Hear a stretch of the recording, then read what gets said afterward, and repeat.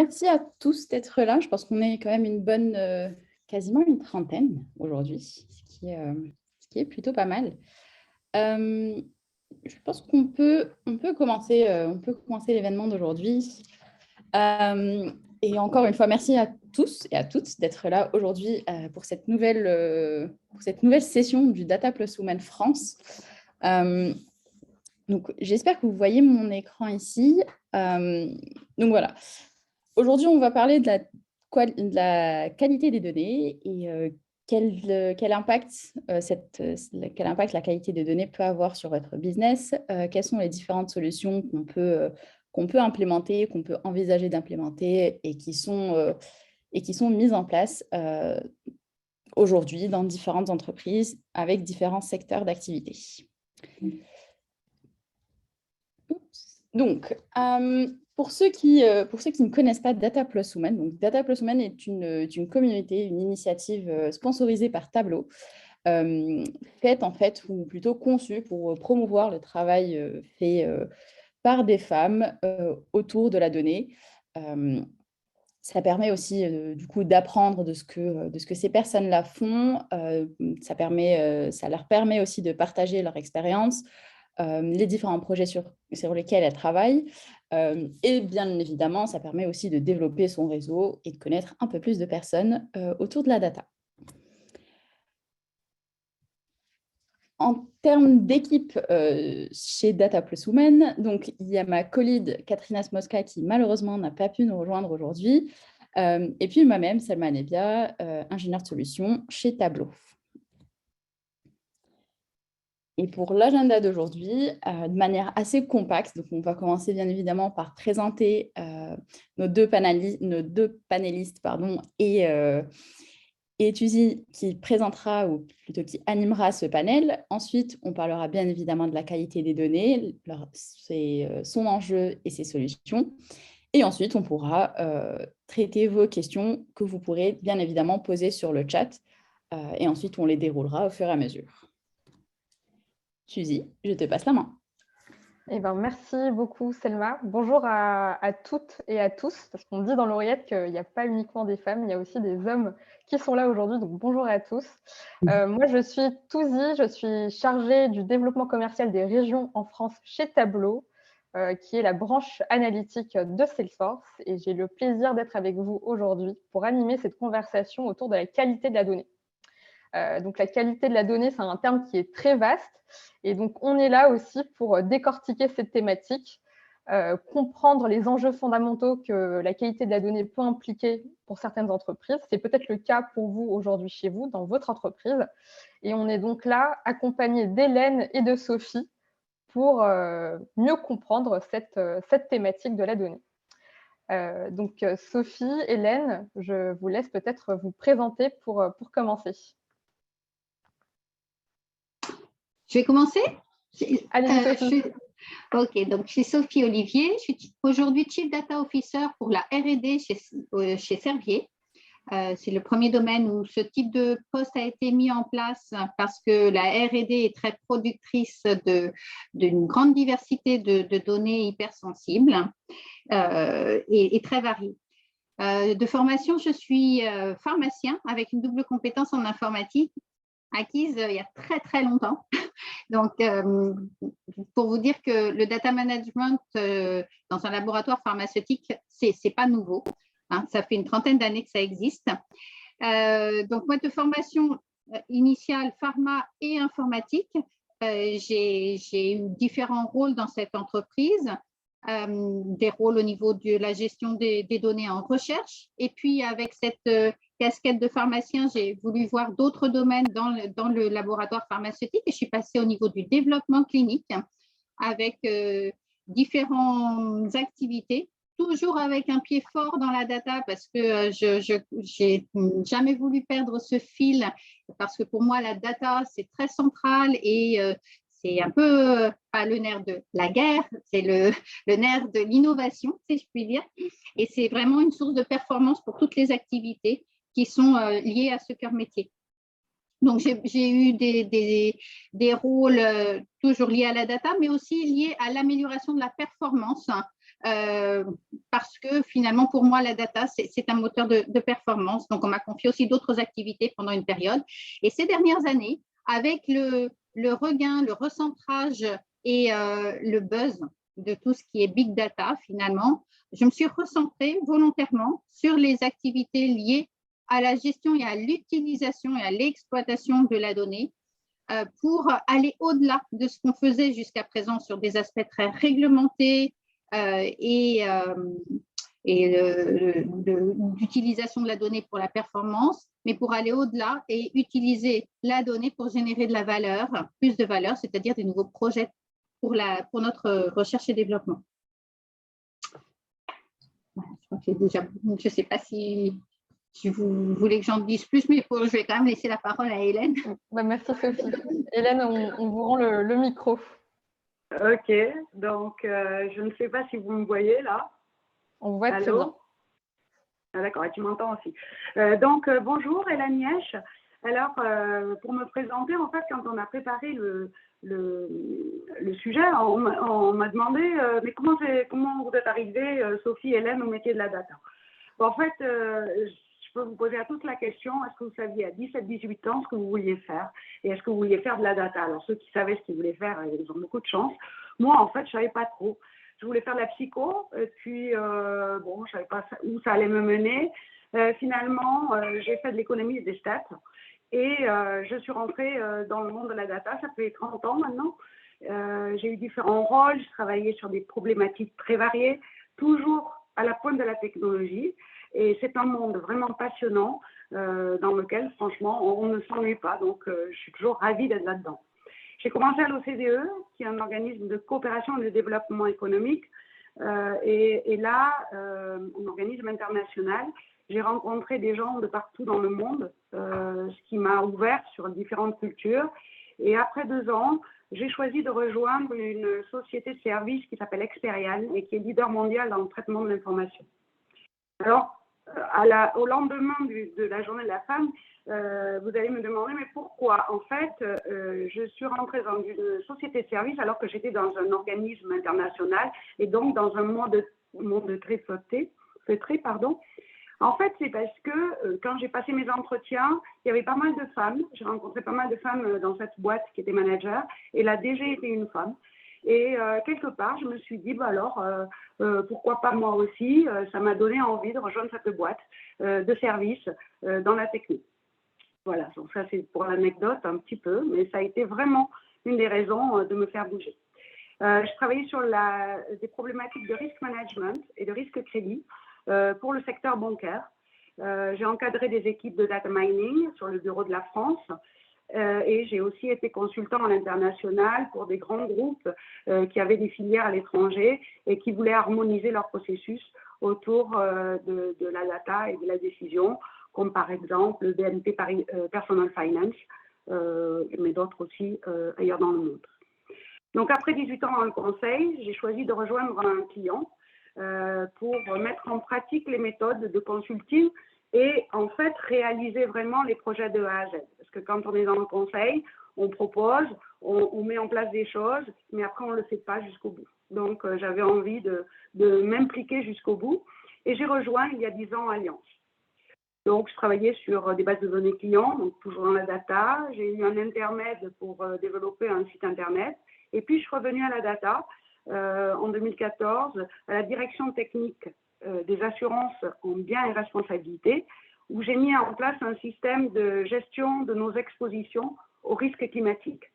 En fait, quand on parle risque climatique aujourd'hui, c'est un peu un sujet très important pour nous tous, mais pour les assureurs tout particulièrement, parce qu'on voit qu'il y a de plus en plus de survenance d'événements majeurs, inondations, tempêtes, etc.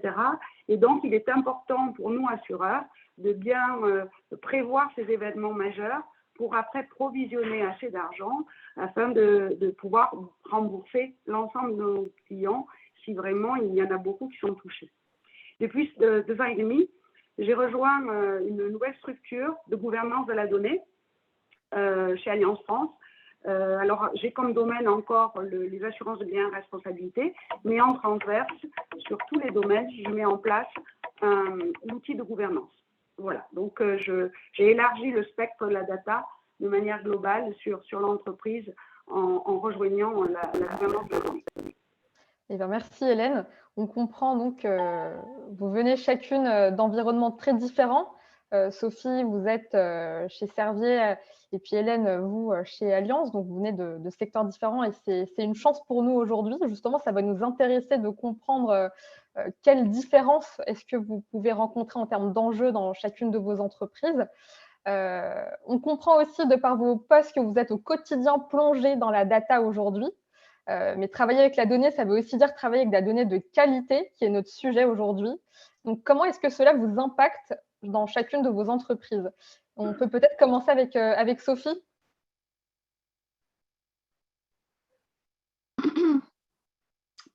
Alors, la qualité au niveau des données, au niveau de la R&D pharma, c'est quelque chose qui est là aussi n'est pas nouveau, hein, parce que depuis des dizaines d'années, quand on veut déposer un dossier pour avoir une autorisation de mise sur le marché, on est tenu d'avoir des données qui sont entièrement tracées et avec ce qu'on appelle des bonnes pratiques de gestion de données depuis la source jusqu'à la livraison des résultats.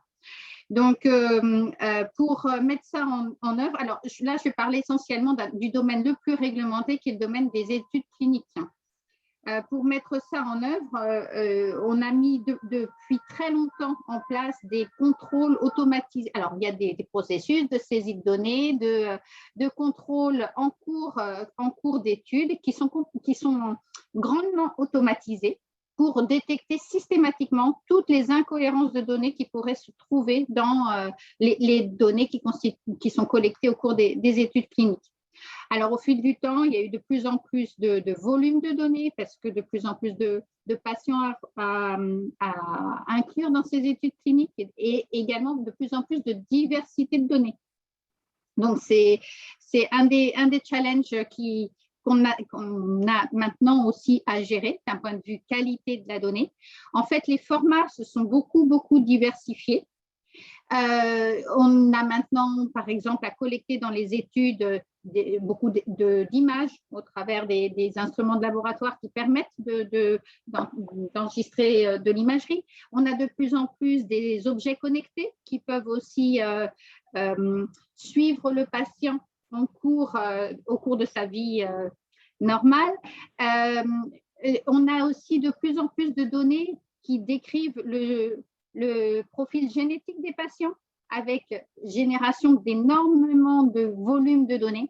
Bref, ce sont des formats de données et des volumes de données qui ne se suffisent plus pour être gérés dans les systèmes classiques de gestion de données. Donc ça, c'est un gros challenge pour nous d'évoluer et également d'évoluer à la fois nos stockages et nos procédures de qualité pour garantir toujours d'avoir de la donnée fiable pour les prises de décision et statuer en finale si finalement notre produit qui est en test est meilleur ou pas, que soit le placebo, soit le produit de référence.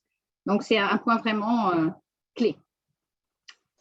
Donc, on peut dire que chez Servier, vous avez donc été amené à entreprendre une réelle transformation, on va dire, des outils, donc une transformation technologique. Hélène, est-ce que ça a été le même cas pour vous de votre côté chez Allianz? Alors moi, je rebondirais sur ce que dit Sophie quand elle parle de volume qui augmente. C'est vrai que la quantité de données que nous recevons, manipulons, transformons, croît à une vitesse exponentielle. En fait, ça pourrait être une problématique, mais il faut qu'on en fasse une opportunité. Et c'est vraiment une révolution dans nos activités. Je pense que la gouvernance de la donnée peut aider à structurer un peu tout ça, effectivement, et doit structurer tout ça pour utiliser le meilleur de la donnée. Donc, nous, la problématique chez Allianz et notre ambition, c'est de permettre l'accessibilité des données et leur qualité, en fait, à tous, pour un meilleur usage. Et pour ça, on travaille sur 3 piliers importants. Donc, le premier pilier, c'est la production de données de qualité. Donc, d'avoir une donnée juste, fiable, qui soit sécurisée. qui respectent les exigences réglementaires, bien sûr, parce que nous aussi, dans l'assurance, on a beaucoup de réglementaires, comme dans la pharma, pas le même, mais on en a aussi beaucoup, et avec une gouvernance des données qui soit adaptée à nos enjeux business. Ça veut dire quoi? Ça veut dire arriver à prioriser les données clés pour notre entreprise et notre business. On a des milliers et des milliers de données, et donc on ne va pas pouvoir les sécuriser toutes de la même manière. Il faut vraiment identifier les données prioritaires qu'on va vouloir, qui sont notre capital essentiel. Le deuxième pilier, c'est une consommation optimale de ces données.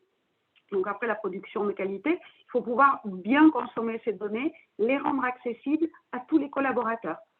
Donc tous les collaborateurs autorisés, bien sûr, et puis favoriser les usages innovants. En fait, l'idée, là, derrière, c'est vraiment de casser les silos pour partager l'information. Parce que ce principe de partage n'est pas forcément simple quand on travaille avec des experts. Donc, en assurance, on a aussi nos experts. Vous avez peut-être entendu parler des actuaires, par exemple. Hein, c'est une profession qui a pignon sur rue dans l'assurance. Donc, ce sont des experts, mais qui ont tendance à protéger leurs connaissances, comme tous les experts, et surtout à parler des jargons qui ne sont pas compréhensibles par tous. Donc, il faut arriver à casser tout ça, poser des définitions claires sur les données, dire où on peut les consommer, qui en est responsable, et ce qui paraît a priori trivial, mais en fait qui ne l'est pas et qui mérite de s'y pencher. Donc, nous y penchons dans la gouvernance de la donnée. Et le troisième pilier dont je voudrais parler, c'est avoir une culture data diffusée partout, avec des collaborateurs qui sont engagés. Donc, et qui sont conscients de l'importance de la donnée, de son rôle dans nos métiers, dans la transformation d'Allianz. Donc, ça aussi, c'est un sujet qui est assez challenging, car nos collaborateurs ont une distance très variable à la data. Hein. Et donc, on va avoir les super experts, mais on va avoir des gens qui ont l'impression que la data, ils en sont très loin, ce n'est pas leur sujet. Pourtant, tous peuvent contribuer à valoriser ce capital. Par exemple, au moment de l'acquisition des données d'un client par nos réseaux d'agents, bien là, on va récupérer de la donnée client, on va récupérer le besoin du client, donc il est important de faire attention à la donnée que l'on va emmagasiner. Au moment d'un sinistre, là aussi, on va pouvoir mettre à jour des données, on va avoir une relation avec le client et au-delà de la solution de sinistre, il va y avoir de la donnée qui va être échangée et pareil au moment d'un renouvellement. Donc, pour sensibiliser tous les collaborateurs, quelle que soit leur appétence à la donnée, et leur faire comprendre que la donnée n'est pas uniquement l'affaire d'experts, on travaille sur des supports qui permettent de démystifier la data et de vulgariser son usage. Donc ça, c'est les trois piliers forts. C'est vraiment un challenge pour pouvoir accéder à la donnée et une donnée de qualité. Et si je peux me permettre, j'ai un dernier challenge qui est spécifique à l'assurance, là, en fait. C'est collaborer au-delà des frontières. Parce que nous, on a un CDO Office et on fait de la gouvernance de la donnée en France, mais on a aussi un CDO Group et qui essaie de coordonner nos pratiques au niveau du groupe. Pourquoi?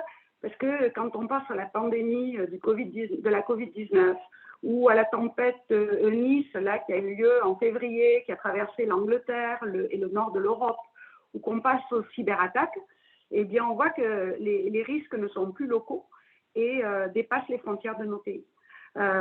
Donc, il est important que l'on arrive à se comprendre, à partager la donnée aussi au-delà de nos frontières pour pouvoir identifier ces risques majeurs qui dépassent les frontières et pouvoir provisionner encore correctement pour que tous nos clients soient traités de la même manière, quelle que soit la zone dans laquelle ils sont, si un événement majeur se produit sur, malheureusement, des zones très importantes aujourd'hui. Voilà. Merci beaucoup, Hélène. C'est très intéressant. Effectivement, vous n'avez peut-être pas eu le même processus de réflexion que chez Servier.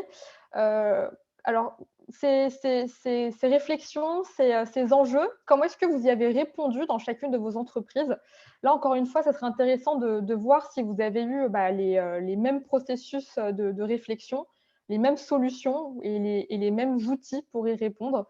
Donc, je serais curieuse d'avoir votre retour à toutes les deux sur cette question. Donc, encore une fois, Sophie, est-ce que vous pourriez commencer? J'aimerais bien compléter Hélène, mais bon. Ah bah allez-y, je vous en prie. N'hésitez pas aussi l'audience, si vous avez des questions, le chat est là pour ça, donc n'hésitez pas et on pourra adresser les questions à la fin. Je peux commencer. Donc, la question, elle porte plus sur la façon dont on a adressé ces challenges, c'est ça, de qualité chacune. Comment ont-ils été résolus? Donc, pour les aspects qualité, comme je disais, nous, on a mis en place, alors, sur les aspects, les domaines très réglementés, on a mis en place depuis très longtemps des contrôles automatisés, alors, qui se sont développés au fil du temps, tenant compte également de la façon dont on a acquis les données au fil du temps, c'est devenu de plus en plus digitalisé. Donc, on a des contrôles qui se font directement à la source, hein, au moment où on saisit, où la donnée est saisie. On a des données, des contrôles en back-office, bien entendu. Et puis, on a aussi, du point de vue sécurisation et traçabilité de la donnée, un audit trail qui permet de vraiment justifier qu'on a suivi les bonnes pratiques et que les bonnes personnes sont intervenues comme elles avaient le droit de le faire sur les données qui justifient nos demandes de dépôt, nos demandes d'autorisation. Donc ça, c'est les données des études cliniques. Maintenant, dans d'autres types de domaines, enfin très liés également, par exemple les domaines de la pharmacovigilance. La pharmacovigilance, c'est ce qui nous permet de suivre les événements indésirables qui peuvent se produire sur nos médicaments, soit pendant les développements cliniques, soit quand les médicaments sont déjà sur le marché. Et alors, là, comme disait Hélène tout à l'heure, on a aussi des experts qui ont chacun leur vocabulaire. Parfois, les médecins vont vous décrire un même événement indésirable de façon différente. Donc, pour exploiter ces données, on est obligé de les coder. Donc, on utilise des dictionnaires médicaux et ça, c'est vraiment une sorte d'ontologie qui est un peu un garant de la bonne exploitation du verbatim qui est saisi par les personnes qu'on appelle les investigateurs dans nos études ou bien par les médecins quand il s'agit de cas spontanés. Donc ça, c'est hyper important pour garantir la qualité de la donnée et de pouvoir l'exploiter correctement. Puis je vais venir sur un troisième domaine qui est des domaines qui sont moins réglementés. Par exemple, tout ce qui est données de support, données de finances pour gérer nos projets, données de timing. Tout ça, pour le coup, c'est des données dont la qualité est nécessaire pour les bonnes prises de décision. En revanche, ce n'est pas vraiment des données réglementées, c'est-à-dire que si on se plante sur ces données, c'est tant pis pour nous, hein, mais ça impacte le processus de l'entreprise. Mais en revanche, ça n'a pas de risque sur le patient. Donc, c'est pour ça que c'est moins suivi d'un point de vue inspectable. Et pour ces types de données, donc ce qu'on a mis en place, on a mis en place aussi des systèmes, des processus de contrôle pour garantir la qualité, mais beaucoup plus récemment, et aussi en utilisant finalement des outils plus récents. Et typiquement, on a mis en place un certain nombre de robots avec la technologie RPA qui check automatiquement un certain nombre de cohérences dans ce type de données qui nous garantissent d'avoir une exhaustivité et des bonnes prises de décision pour ces différents domaines. Alors, vous parlez de solutions innovantes, ça c'est un sujet très intéressant et on va le couvrir juste après. Ça sera notre troisième partie. Avant ça, Hélène, on aimerait beaucoup avoir votre point de vue. Est-ce que vous également, ça s'est traduit dans une transformation d'outils et de contrôle? Donc, comment est-ce que vous avez mis ces choses-là en place de votre côté chez Allianz? Oui. Alors évidemment, on a à la fois des outils, des rôles, des structures de données. D'abord, je voudrais revenir sur un point, c'est-à-dire la diversité, comme disait Sophie, des données. Et par exemple, Allianz, on est un assureur généraliste. Alors, ça veut dire quoi un assureur généraliste? Ça veut dire qu'on doit pouvoir répondre à toutes vos questions sur n'importe quel type d'assurance que vous souhaitez acquérir. Donc, que ce soit votre taux, votre habitation, bien sûr, sur la santé, la prévoyance, la dépendance, la retraite, la vie, l'épargne, que ce soit pour un particulier, un professionnel, une grande entreprise comme Bouygues. Donc, ça veut dire énormément de données à gérer. Par exemple, il y a quelques années, j'ai le souvenir qu'on a assuré le panda géant qui venait de Chine au zoo de Beauval. Bon, un truc un peu étonnant. Ou alors, on va aussi assurer votre voyage de noces ou la construction du Stade de France. Donc, beaucoup de diversité. Et par là, par-dessus, on a aussi beaucoup de systèmes, de couches de systèmes IT différents. Donc, beaucoup de complexité. Et donc, pour gérer ça, il faut effectivement repenser la gestion des données et pouvoir exploiter de manière responsable et efficace toute cette masse. Alors, pour faire ça, on a mis en place des outils de gouvernance. Et donc, j'ai cette responsabilité chez Allianz de le mettre en œuvre. Donc là, on a pris un outil du marché. Il y en a plusieurs. Hein, donc, nous, on a pris, peu importe, la solution Informatica. Mais ça nous permet de partager la connaissance, de structurer la donnée, de savoir où elle est, qui en est responsable, pour pouvoir mieux l'utiliser. Et du coup, qui en est responsable, ça aussi c'est quelque chose qu'on a mis en place et qui est très important, c'est-à-dire définir des rôles autour de la data chez Allianz. Et vraiment, donc déjà, mettre en place des data owners qui seront responsables, qui affichent une responsabilité sur la donnée. Ces gens-là sont nommés par nos membres du COMEX, donc avec un poids important, et sur leur domaine, ils vont être responsables de la donnée. Ils vont être accompagnés de data stewards et puis de data officers comme moi qui les aidons à coordonner tout ça et à harmoniser les pratiques au sein de chacun des domaines. Donc ça, c'est vraiment important, ces rôles. Et enfin, le troisième point sur lequel on travaille beaucoup, eh bien, c'est simplifier nos systèmes. Alors voilà, donc là aussi, des empilements IT successifs, donc essayer d'aller vers des data lakes qui vont pouvoir récupérer toutes les données pour qu'on puisse aller les consommer de manière sécurisée et plus propre aussi. Donc voilà les trois processus que l'on a intensifiés récemment. Alors, si j'ai bien compris et si j'essaie de résumer donc, ce que vous avez dit, Sophie et Hélène, à l'instant, c'est que pour avoir finalement de la donnée fiable et de qualité, une transformation technologique, elle est nécessaire. Elle est nécessaire sur plusieurs niveaux.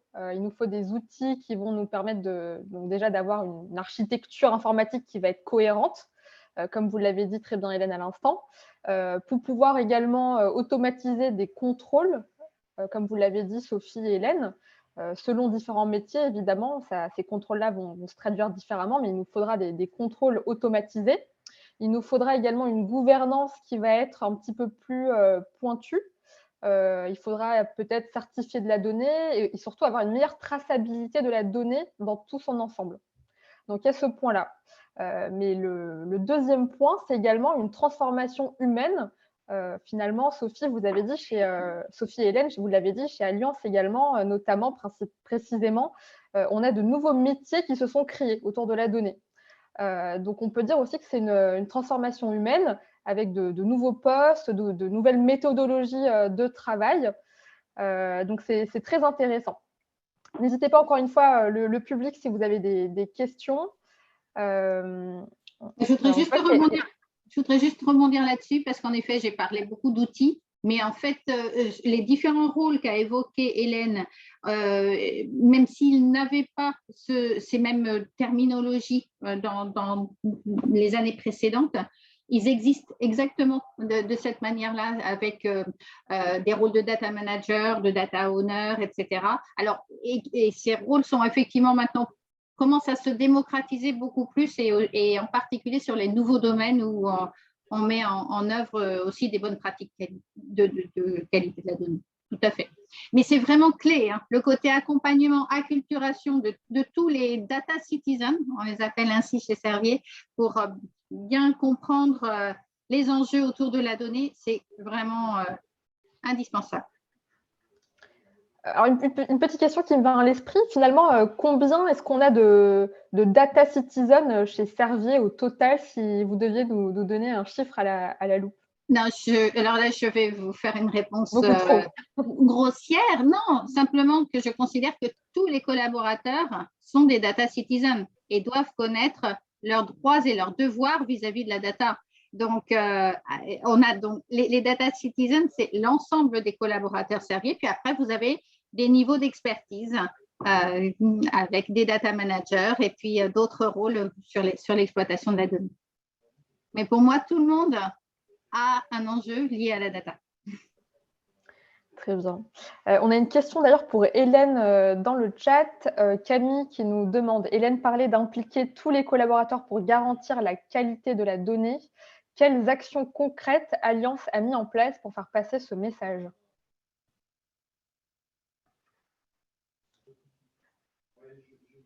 Hélène, je crois que vous êtes en mute, on ne vous entend pas.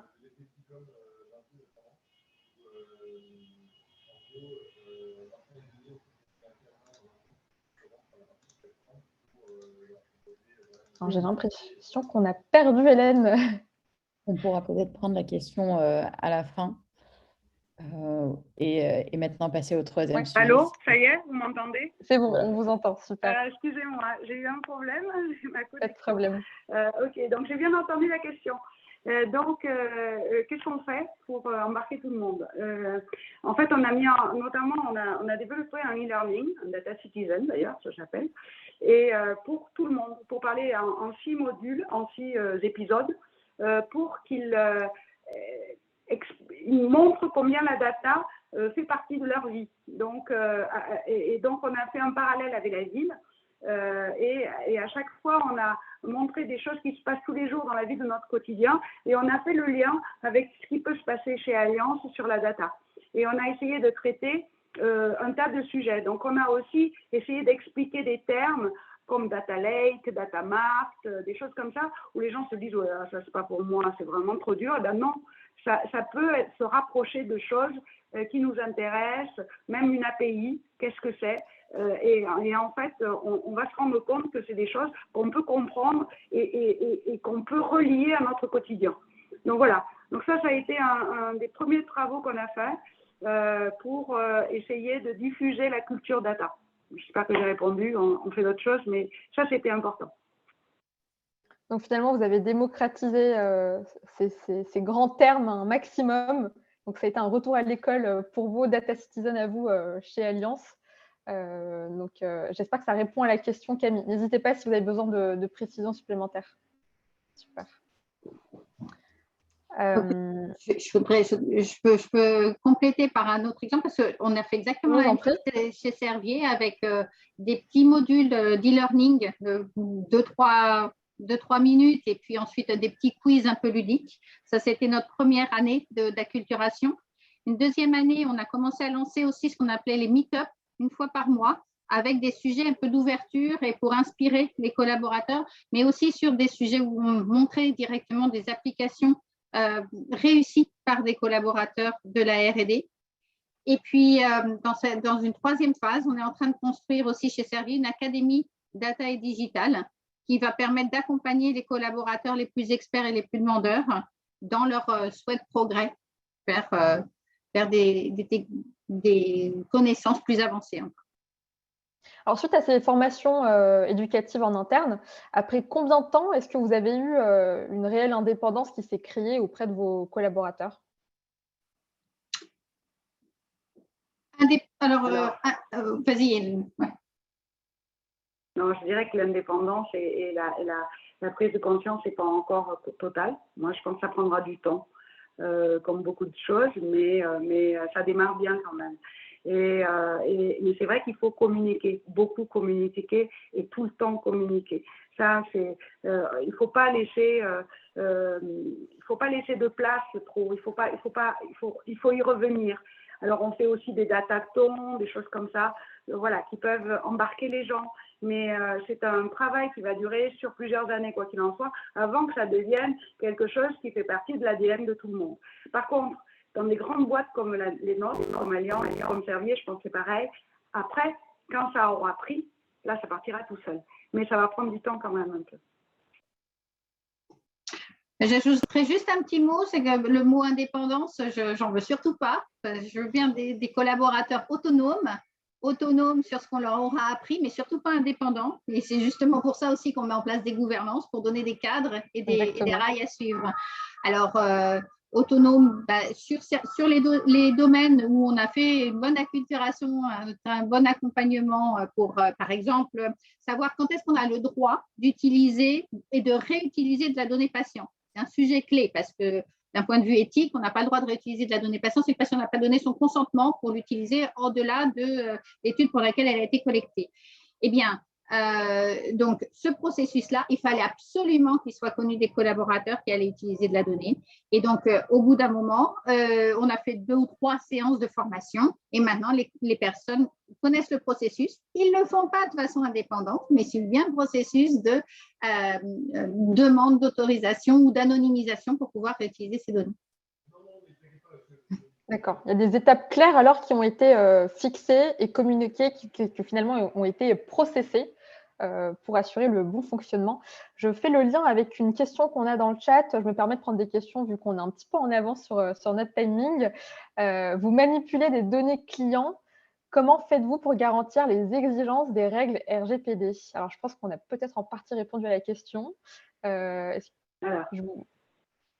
Oui, effectivement, c'est un sujet très important. Et alors chez nous, hein, on a pas mal de données aussi clients. Et donc, ça fait partie des données clés qu'il faut fiabiliser et protéger. Quand je disais tout à l'heure qu'on ne va pas mettre sous surveillance toutes les données de l'entreprise, parce qu'il y en a énormément, il y en a des milliers et des milliers. Mais par contre, il y en a certaines qui doivent être vraiment fiabilisées, propres et sécurisées. Bien, les données clients pour lesquelles on a une obligation réglementaire en font partie, évidemment. Donc, après, c'est pas pour autant, alors on va partager le fait que ces données-là, on les a, elles sont de qualité, mais après, pour les utiliser, il faut s'adresser au data owner qui, lui, en fonction des usages que l'on veut faire, pourra donner un accord ou pas, etc. Mais il va y avoir des PIA, etc. Mais ça fait partie des données clients qui sont réglementaires, des données à mettre sous gouvernance, justement, dans l'entreprise. Et aussi à fiabiliser, parce qu'il peut y avoir aussi des problèmes de mauvaise qualité de ces données, ce qui n'est pas bon pour la relation avec notre client et qui n'est pas acceptable non plus. Merci Hélène pour cette réponse. J'espère que ça répond à la question de Saïd. Si jamais ce n'est pas clair, Saïd, n'hésitez pas à nous laisser des questions supplémentaires dans le chat. Pour revenir peut-être au sujet de la qualité de la donnée, on a donc échangé sur les impacts que cela pouvait avoir, sur les solutions potentielles qu'on pouvait mettre en place. En parlant de solutions, on parlait de solutions innovantes tout à l'heure. On voit des solutions se développer de plus en plus autour de l'intelligence artificielle ou alors du machine learning. Est-ce que c'est des solutions qui vous parlent et que vous pensez peut-être appliquer ou que vous appliquez déjà chez Servier et chez Allianz? Peut-être, Sophie, je vous donne la parole. Alors, tout à fait. Donc, ces solutions innovantes, évidemment, c'est très attirant et inspirant. On veut absolument tester ça. En revanche, sur les aspects purement de mise en qualité de la donnée, on ne les a pas spécialement déployés, en plus de ce qu'on avait déjà en termes de contrôle automatisé. En fait, au fil du temps, on se constitue effectivement des bases de connaissances qui s'enrichissent, mais je ne peux pas vraiment dire qu'on utilise du machine learning ou de l'intelligence artificielle pour faire ces contrôles qualité. En revanche, toutes les techniques d'algorithmie, on les utilise de plus en plus, plutôt pour ce qu'on appelle créer de la valeur business, c'est-à-dire trouver plus rapidement des nouvelles cibles thérapeutiques d'intérêt pour les patients, ou bien même, pourquoi pas, générer des nouvelles molécules. On sait que chez nous, nos chimistes ont une très bonne connaissance des espaces chimiques qu'ils ont déjà travaillés, mais finalement, parfois, avec de l'intelligence artificielle, on peut générer des nouvelles idées qui sortent complètement du cadre. Et donc, ce type d'approche c'est ce qu'on appelle justement générer de la valeur pour la R&D, en tout cas en pharma. Et c'est plutôt là qu'on va utiliser ces nouvelles technos. D'accord. On est donc plutôt dans, comme vous disiez, création de valeur. Oui. Et de votre côté, Hélène, est-ce qu'on est aussi sur de la création de valeur ou est-ce qu'on est plutôt sur des applications qui viennent vraiment apporter des réponses à ces enjeux liés à la qualité de la donnée? Comment est-ce que vous avez adopté ces nouvelles technologies, vous, chez Allianz? Alors, sur les nouvelles technos, je dirais qu'on a quand même des projets un peu nouveaux avec des ouvertures vers de nouvelles applications qui apparaissent au-delà de la qualité de la donnée. En fait, la qualité étant un prérequis quelque part pour pouvoir aller plus loin. Alors, aussi, j'ai en tête des projets, par exemple, autour de tout ce qui est imagerie satellite. Donc, notre espace est plein de satellites et donc qui regardent la Terre. Et donc, l'idée, c'est d'utiliser ces informations-là, de les transformer pour nos usages. Par exemple, quand on fait une analyse d'un risque, on va prendre des immeubles. Plutôt que d'aller poser trop de questions, on peut aussi, grâce à des images satellites et des données externes, regarder où est le bâtiment, sa taille, sa hauteur, son environnement, etc., ce qui va nous aider à mieux apprécier le risque d'un immeuble. Et puis après, on va avoir aussi, si je reviens aux événements naturels, le fait de pouvoir plus rapidement aider nos clients. C'est-à-dire qu'on va voir qu'une inondation, on va avoir une empreinte, on va traduire cette information satellite. Donc, c'est quand même des traitements énormes en machine. Donc, c'est des nouvelles technologies qui nous permettent de faire ça. Derrière, on va essayer d'identifier, grâce à des modèles, le taux de dégâts que ça peut avoir généré en fonction des images que l'on voit, et on va regarder où sont nos clients. Et nos clients qui sont vraiment sur les empreintes où les dégâts sont importants, on va peut-être revenir plus vite vers eux, on va essayer d'être proactif et de répondre plus rapidement à leurs besoins et à leur état de détresse, parce que dans ces cas-là, c'est souvent de la détresse pour nos clients. Donc là, c'est tout un espace à conquérir, tout ce qui est l'imagerie satellite dans l'assurance. Et puis après, on a des applications qui sont plus traditionnelles. Et là aussi, est-ce qu'on peut dire, on utilise de plus en plus les méthodes évoluées, mais ça va être par exemple dans les projets de fraude, où la fraude, c'est des sujets que l'on traite depuis un moment, mais on va aujourd'hui pouvoir croiser beaucoup plus de données et faire des algorithmes beaucoup plus puissants pour identifier des signaux faibles. Et donc essayer de traiter ce sujet au plus tôt, on va dire. Voilà. Pour tout ce qui est fiscalité de la donnée, on va plutôt utiliser, croiser des données externes et prendre beaucoup plus de données à l'externe, comme on le faisait avant, pour identifier peut-être des problèmes de fiscalité que l'on ne voyait pas avec des règles assez simples au départ. Donc, ça vous permet finalement d'adresser un volume de données qui va être beaucoup plus important grâce à ces technologies et d'aller travailler donc de façon un petit peu plus optimale, on va dire, être plus réactif et aller chercher de la valeur plus rapidement, comme le disait Sophie, grâce à ces technologies. On parlait finalement tout à l'heure des sujets de la responsabilité autour de la donnée. Il y avait une question sur la RGPD. Comment est-ce qu'on peut continuer à être responsable aujourd'hui grâce à ces nouvelles technologies? Est-ce que c'est des questions qui se posent aujourd'hui dans vos entreprises respectives? Alors, Hélène, vas-y. Ouais, je commence. Oui, c'est un sujet hyper important, parce qu'effectivement, on a une foultitude de données que l'on peut stocker à l'envie éternellement, si on voulait. Et donc, il faut vraiment se poser des questions sur les règles que l'on doit mettre en place pour avoir une innovation responsable et un usage de la donnée responsable. Et dans nos sujets de gouvernance, c'est vraiment un sujet clé. Alors, on travaille aussi beaucoup avec les gens qui sont responsables de le DPO, Data Privacy Officer, voilà, qui aussi nous accompagne pour bien identifier les bonnes règles et faire en sorte, ça c'est notre rôle aussi, de faire que tout le monde les applique dans l'entreprise. Donc au-delà effectivement d'un usage qui est beaucoup plus simple et beaucoup plus large, il faut aussi en parallèle sécuriser tout ça. D'accord.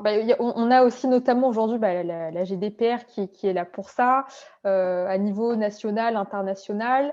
Vous qui travaillez dans des entreprises aujourd'hui à rayonnement international, comment est-ce que cela a un impact et comment est-ce que vous adaptez votre quotidien grâce à ces nouvelles régulations qui se mettent en place? Là, tu poses la question à qui en fait? À vous deux, Sophie, Hélène. Hélène, si tu veux.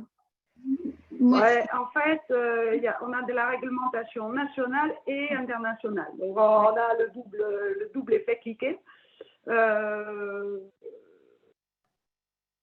C'est-à-dire, on travaille avec les régulateurs, de toute façon, hein, qui viennent nous voir aussi, ce qui nous permet aussi d'évoluer, de réfléchir, d'avancer, de trouver des solutions.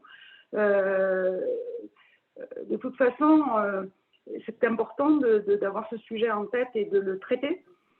Comme la donnée évolue, elle devient de plus en plus importante, beaucoup plus accessible.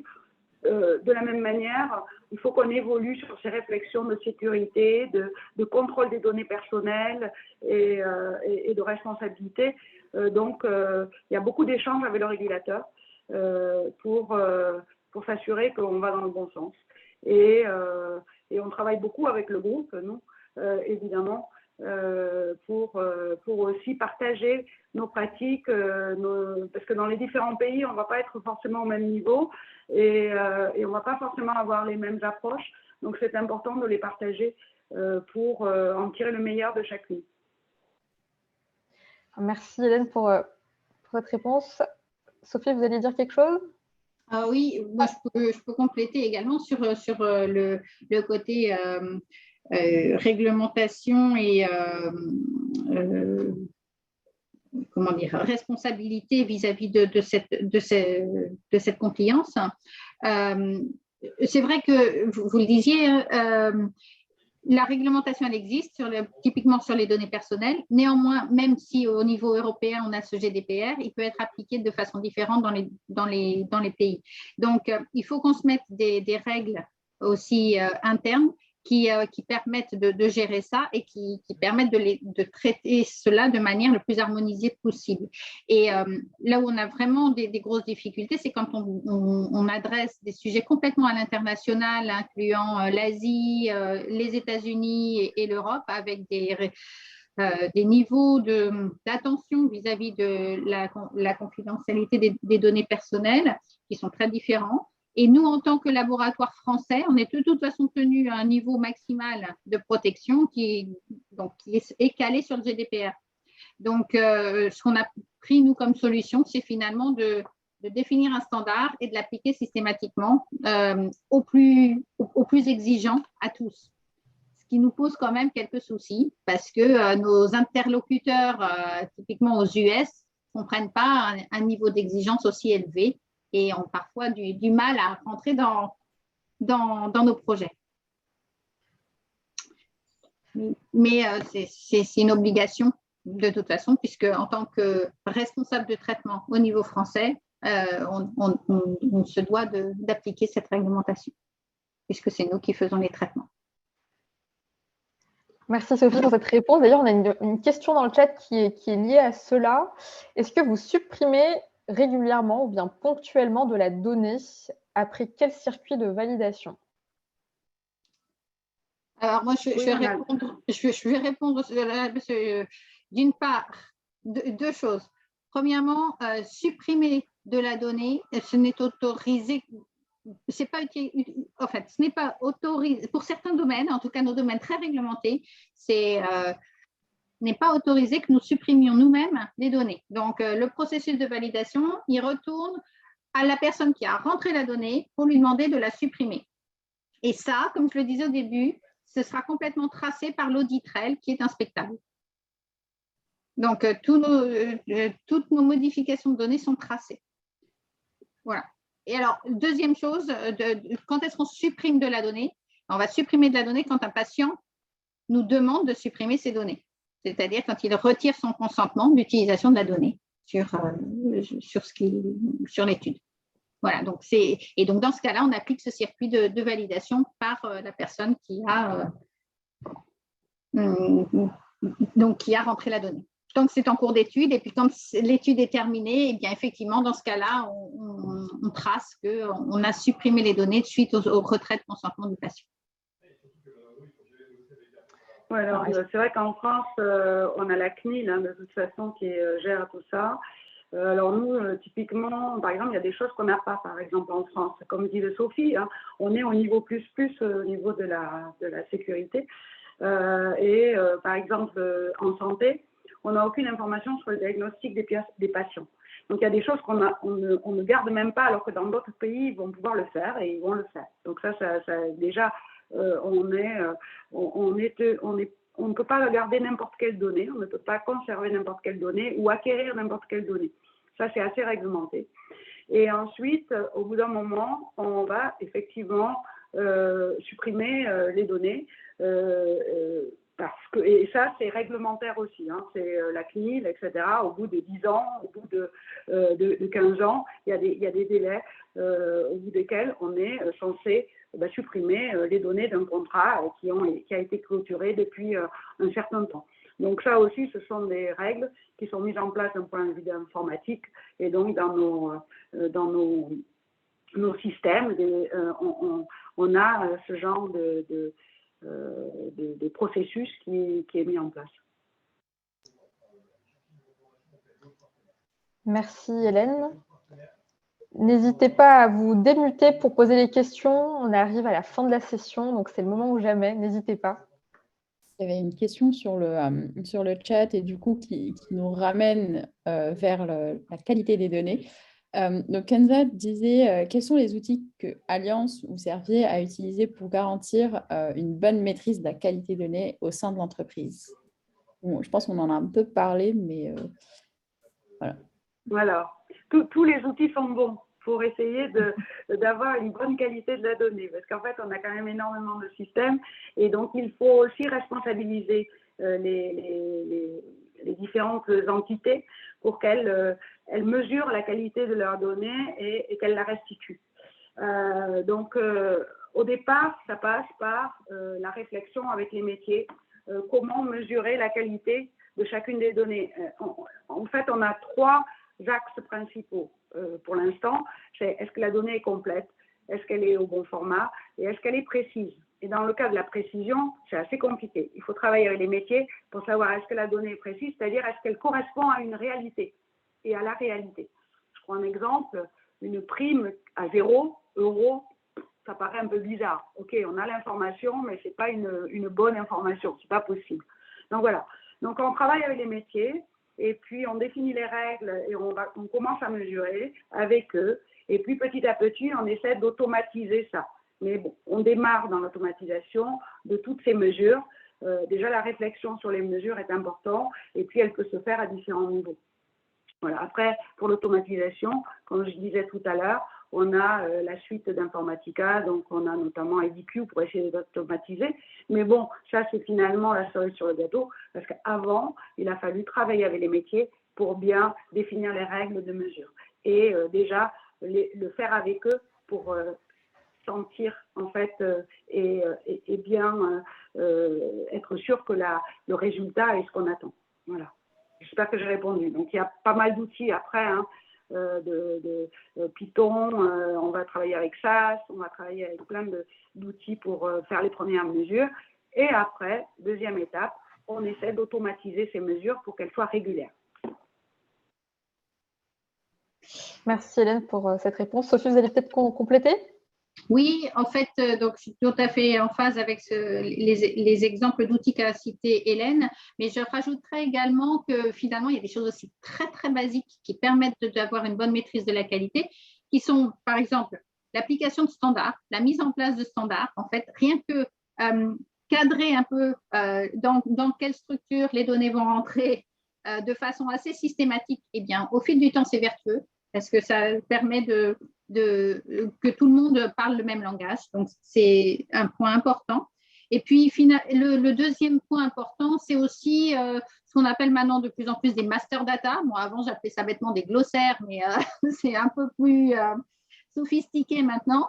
Et ça permet d'avoir des termes de référence qui, là aussi, permettent d'avoir des exploitations de qualité.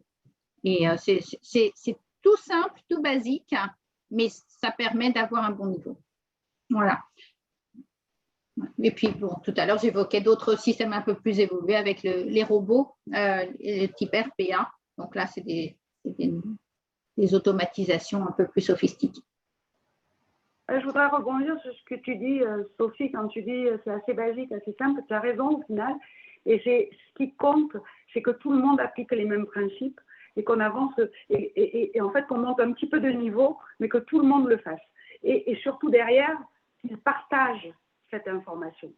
Parce que on a l'impression qu'on connaît nos données, les données qu'on travaille tous les jours. Bah ouais, je la connais, oui, elle est de qualité, mais comment je le prouve? En fait, au final, j'ai du mal à le prouver.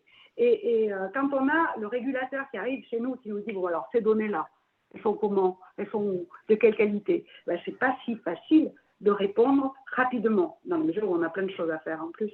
Donc ce que dit Sophie, c'est important, c'est que mettre en place une gouvernance, c'est aussi s'assurer que tout le monde va progresser de manière homogène et va restituer le même type d'information. Voilà. Et on en revient à l'humain et à l'acculturation. Exactement. On va peut-être conclure là-dessus d'ailleurs. Exactement. Bah, finalement, on s'est rendu compte qu'on avait besoin de pas mal d'ingrédients pour qu'un projet data à tous les niveaux, vraiment dans l'intégralité du cycle de la data, soit réussi. Et comme vous l'avez dit, l'humain est le principal vecteur, je pense, vraiment, où on doit vraiment collaborer, s'aligner et, comme vous dites, parler le même langage. Et ça, c'est vraiment très important aussi à travers les différents processus éducatifs que vous avez mis en place. Donc, c'est vraiment un projet important sur la partie humaine. On a parlé bien évidemment d'outils, donc les outils également sont nécessaires.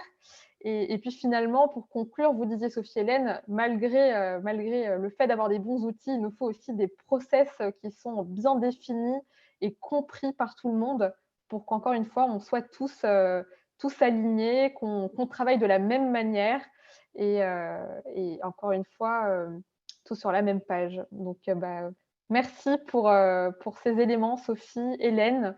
Est-ce que vous avez des questions, le public, peut-être avant de clôturer la session? On aimerait beaucoup avoir votre retour, donc n'hésitez pas encore une fois à vous démuter ou sinon écrire une question dans le chat.